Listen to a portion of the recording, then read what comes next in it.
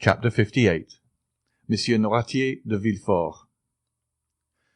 We will now relate what was passing in the house of the king's attorney after the departure of Madame Danglars and her daughter, and during the time of the conversation between Maximilien and Valentine, which we've just detailed. Monsieur de Villefort entered his father's room, followed by Madame de Villefort. Both of the visitors, after saluting the old man and speaking to Barrois, a faithful servant, who had been 25 years in his service, took their places on either side of the paralytic. Monsieur Noirtier was sitting in an armchair which moved upon casters, in which he was wheeled into the room in the morning, and in the same way drawn out again at night. He was placed before a large glass, which reflected the whole apartment, and so, without any attempt to move, which would have been impossible, he could see all who entered the room, and everything which was going on around him. Monsieur Noirtier, although almost as immovable as a corpse, looked at the newcomers with a quick and intelligent expression, perceiving at once by their ceremonious courtesy that they were come on business of an unexpected and official character. Sight and hearing were the only senses remaining, and they, like two solitary sparks, remained to animate the miserable body which seemed fit for nothing but the grave. It was only, however, by means of one of these senses that he could reveal the thoughts and feelings that still occupied his mind, and the look by which he gave expression to his inner life was like the distant gleam of a candle, which a traveller sees by night across some desert place, and knows that a living being dwells beyond the silence and obscurity. Noirtier's hair was long and white, and flowed over his shoulders, while in his eyes, shaded by thick black lashes, was concentrated, as it often happens with an organ which is used to the exclusion of the others, all the activity, address, force, and intelligence which were formerly diffused over his whole body, and so although the movement of the arm, the sound of the voice, and the agility of the body were wanting, the speaking eye sufficed for all. He commanded with it. It was the medium through which his thanks were conveyed. In short, his whole appearance produced on the mind the impression of a corpse with living eyes, and nothing could be more startling than to observe the expression of anger or joy suddenly lighting up these organs, while the rest of the rigid and marble-like features were utterly deprived of the power of participation. 3 persons only could understand this language of the poor paralytic. These were Villefort, Valentine, and the old servant of whom we have already spoken. But as Villefort saw his father but seldom, and then only when absolutely obliged, and as he never took any pains to please or gratify him when he was there, all the old man's happiness was centred in his granddaughter. Valentine, by means of her love, her patience, and her devotion, had learned to read in Noirtier's look all the varied feelings which were passing in his mind. To this dumb language, which was so unintelligible to others, she answered by throwing her whole soul into the expression of her countenance, and in this manner were the conversations sustained between the blooming girl and the helpless invalid, whose body could scarcely be called a living one, but who nevertheless possessed a fund of knowledge and penetration, united with a will as powerful as ever, although clogged by a body rendered utterly incapable of obeying its impulses. Valentine had solved the problem, and was able easily to understand his thoughts, and to convey her own in return, and through her untiring and devoted assiduity, it was seldom that in the ordinary transactions of everyday life she failed to anticipate the wishes of the living, thinking mind, or the wants of the almost inanimate body. As to the servant, he had, as we have said, been with his master for 25 years. Therefore he knew all his habits, and it was seldom that Noirtier found it necessary to ask for anything, so prompt was he in administering to all the necessities of the invalid. Villefort did not need the help of either Valentine or the domestic in order to carry on with his father the strange conversation which he was about to begin.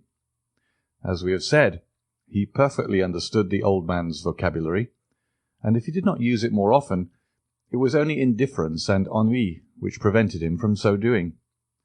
He therefore allowed Valentine to go into the garden, sent away Barrois, and after having seated himself at his father's right hand, while Madame de Villefort placed herself on the left, he addressed him thus.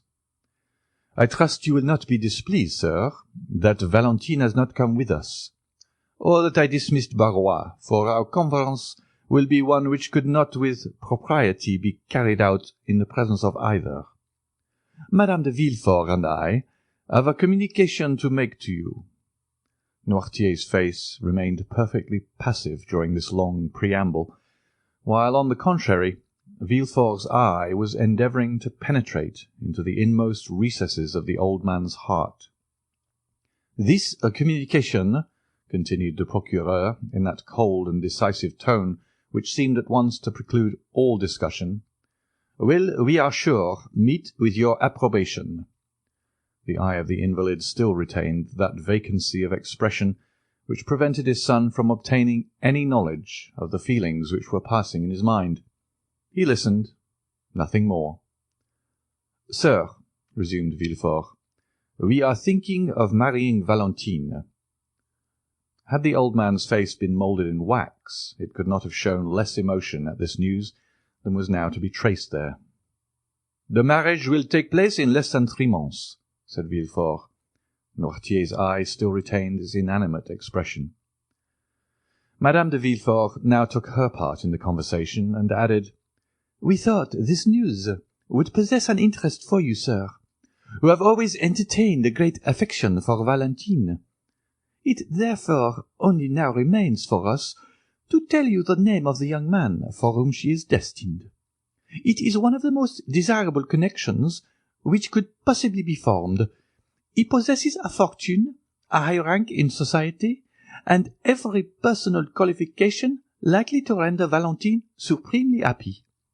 His name, moreover, cannot be wholly unknown to you. It is Monsieur Franz de Quesnel, Baron d'Épinay." While his wife was speaking, Villefort had narrowly watched the old man's countenance. When Madame de Villefort pronounced the name of Franz, the pupil of Monsieur Noirtier's eye began to dilate, and his eyelids trembled with the same movement that may be perceived on the lips of an individual about to speak, and he darted a lightning glance at Madame de Villefort and his son.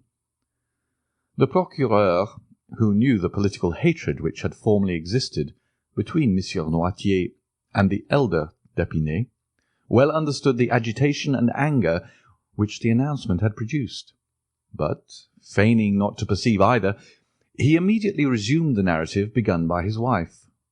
"Sir," said he, "you are aware that Valentine is about to enter her 19th year, which renders it important that she should lose no time in forming a suitable alliance. Nevertheless, you have not been forgotten in our plans, and we have fully ascertained beforehand that Valentine's future husband will consent not to live in this house, for that might not be pleasant for the young people, but that you should live with them, so that you and Valentine, who are so attached to each other, would not be separated, and you would be able to pursue exactly the same course of life which you have hitherto done, and thus, instead of losing, you will be a gainer by the change, as it will secure to you 2 children instead of 1, to watch over and comfort you." Noirtier's look was furious. It was very evident that something desperate was passing in the old man's mind, for a cry of anger and grief rose in his throat, and not being able to find vent in utterance, appeared almost to choke him, for his face and lips turned quite purple with the struggle. Villefort quietly opened a window, saying, "It is very warm, and the heat affects Monsieur Noirtier." He then returned to his place, but did not sit down. "This marriage," added Madame de Villefort, "is quite agreeable to the wishes of Monsieur d'Épinay and his family.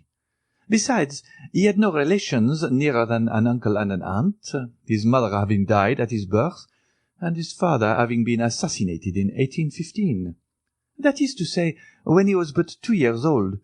It naturally followed that the child was permitted to choose his own pursuits, and he has therefore seldom acknowledged any other authority but that of his own will."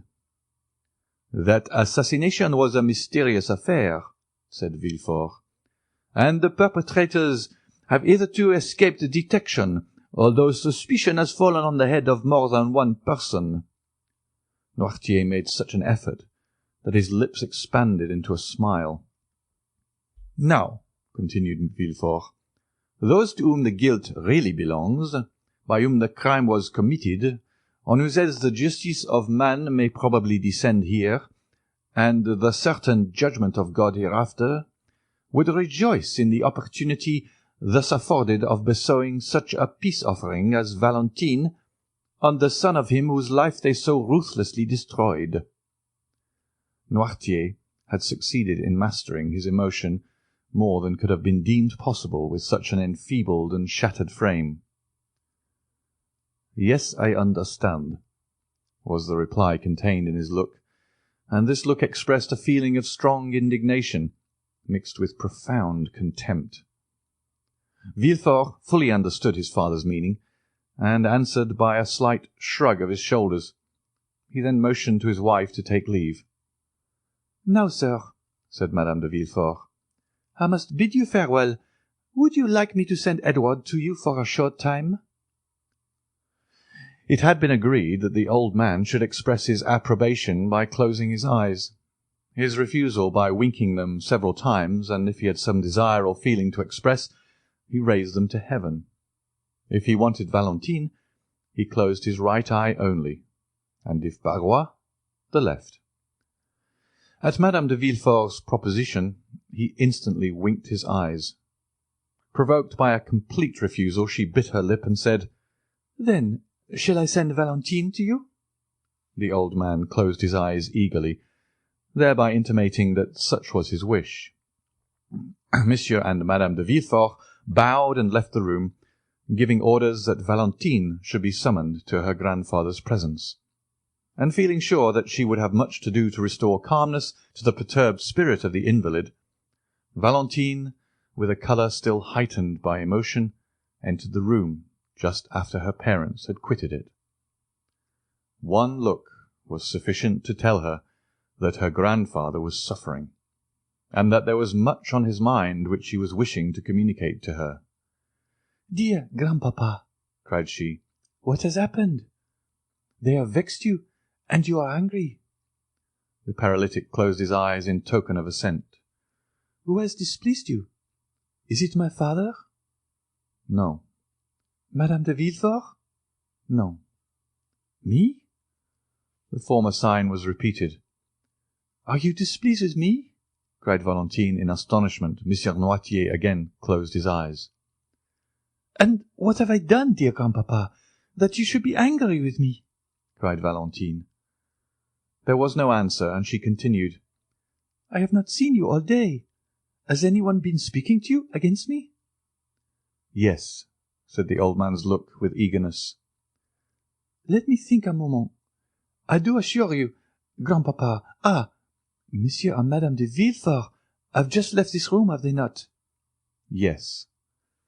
"And it was they who told you something which made you angry. What was it, then? May I go and ask them, that I may have the opportunity of making my peace with you?" "No, no," said Noirtier's look. You frighten me. What can they have said?" And she again tried to think what it could be.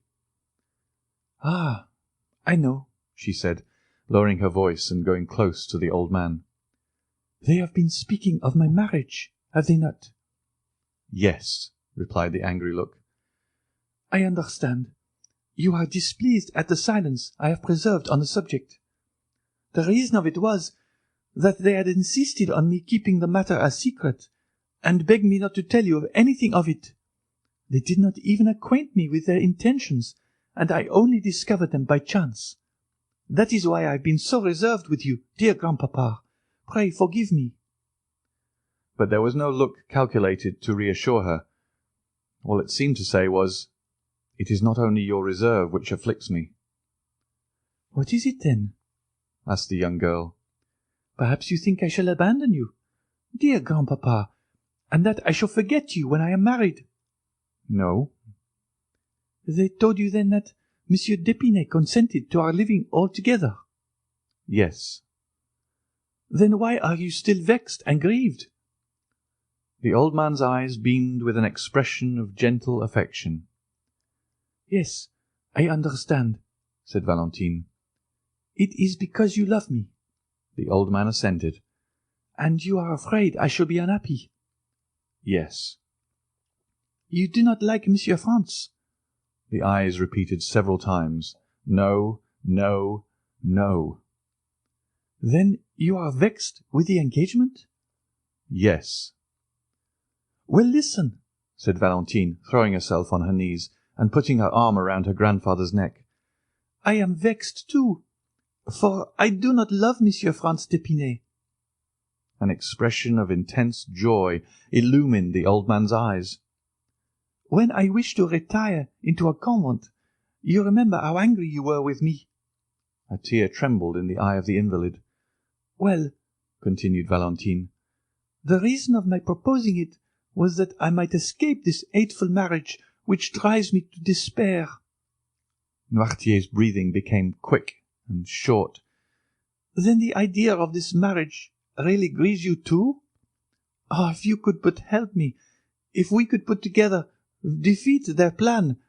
But you are unable to oppose them. You, whose mind is so quick, and whose will is so firm, are nevertheless as weak and unequal to the contest as I am myself.